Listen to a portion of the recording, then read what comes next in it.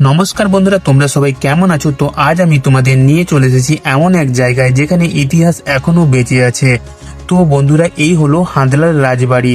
হান্দলা হলো পশ্চিম মেদিনীপুর জেলার নারায়ণগড় ব্লকের ছোট্ট একটা গ্রাম, কিন্তু তার বুকের মধ্যে লুকিয়ে আছে এক রাজকীয় অধ্যায়। এই যে রাজবাড়িটি ইতিহাসে প্রায় 750 বছরের পুরনো।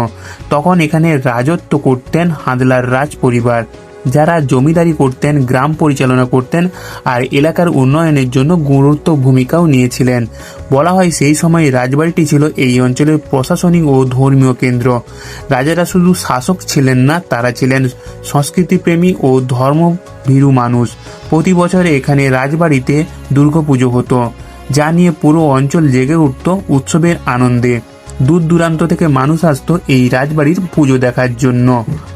তো রাজবাড়িটার এখন কিছু অংশ ভগ্নপ্রায়, কিন্তু দাঁড়িয়ে আছে সেই সময়ের সাক্ষী হয়ে। ভেতরে ঢুকলেই দেখা যায় বড় বড় খিলানওয়ালা দরজা, মোটা দেওয়াল, পাথরের স্তম্ভ আর উঁচু বারান্দা, যেগুলো দেখলেই মনে হবে একসময় কি রাজকীয় ঐশ্বর্য ছিল এখানে। রাজবাড়ির সামনে একটা বড় পুকুর আছে, যেটা নাকি রাজবাড়ির ব্যবহারের জন্য খনন করা হয়েছিল। সেই পুকুর ঘাটে আজও দেখা যায় পুরনো পাথরের সিঁড়ি, সেখানেই রাজকন্যারা স্নান করতেন। তো ভেতর থেকে বাইরে এসে দেখতে পেলাম একটা মন্দির।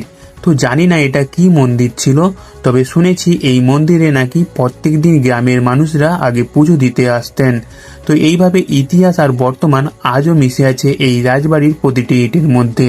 হান্দলার মানুষজন বলেন রাজা নেই, রাজার সভা নেই, কিন্তু ঐতিহ্য এখনো বেঁচে আছে তাদের হৃদয়ে। তাদের কথাই বোঝা যায় এই রাজবাড়িটি শুধু একটা পুরনো দালান নয়, তাদের গর্ব, তাদের ইতিহাস। তো বন্ধুরা, তোমরা দেখতে পাচ্ছ হান্দলার রাজবাড়ি শুধু স্থাপত্য নয়, এটা একটা অনুভূতি। তো এখানে দাঁড়িয়ে মনে হয় যেন সময় থেমে গেছে। প্রতিটি দেওয়াল, প্রতিটি কোণ যেন ফিস ফিস করে পুরনো দিনের গল্প বলে যায়।